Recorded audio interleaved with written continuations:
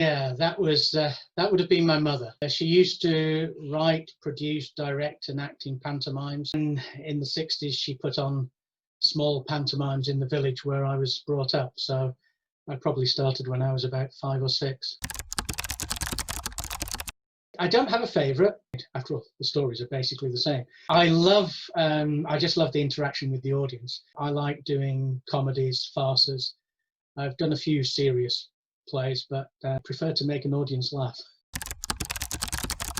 Written by J. Milton Hayes, although a lot of people mistakenly attribute it to Kipling. It was written in 1911. It was very popular in the early music hall. I chose it because I've done it as a comedy version a few times in pantomimes, so it was a little easier to learn. Although, to be fair, the last time I did it was probably 15 years ago.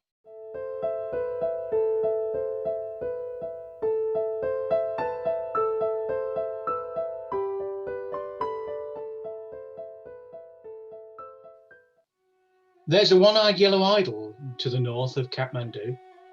There's a little marble cross below the town.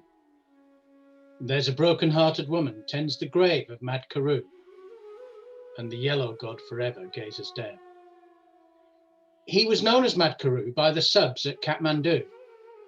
He was hotter than they felt inclined to tell. But for all his foolish pranks, he was worshipped in the ranks, and the colonel's daughter smiled on him as well. He had loved her all along, with a passion of the strong. The fact that she loved him was plain to all. She was nearly 21, and arrangements had begun to celebrate her birthday with a ball. He wrote to ask what present she would like from Mad Karoo. They met next day as he dismissed the squad, and jestingly she told him that nothing else would do but the green eye of the little yellow god. The night before the dance, Mad Karoo seemed in a trance. They chaffed him as they puffed on their cigars.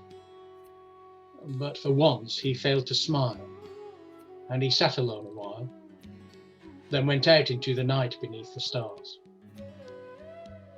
He returned before the dawn with his shirt and tunic torn, a gash across his temple dripping red.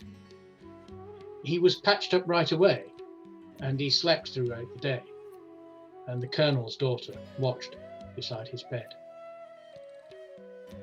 He woke at last and asked if they could send his tunic through. She brought it, and he thanked her with a nod. He bade her search the pockets, saying, "That's from Mad Karoo." And she found the little green eye of the god. She upbraided poor Karoo in the way that women do, though both her eyes were strangely hot and wet. But she wouldn't take the stone, and Mad Karoo was left alone with the jewel that he chanced his life to get. When the ball was at its height, on that still and tropic night, she thought of him and hurried to his room. As she crossed the barrack square, she could hear the dreamy air of a waltz tune softly stealing through the gloom. His door was open wide, silver moonlight shining through. The place was wet and slippery where she trod. An ugly knife lay buried in the heart of Mad Karoo. 'Twas the vengeance of the little yellow god.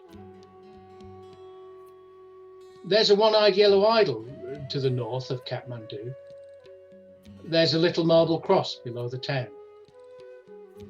There's a broken-hearted woman tends the grave of Mad Karoo, and the yellow god forever gazes down.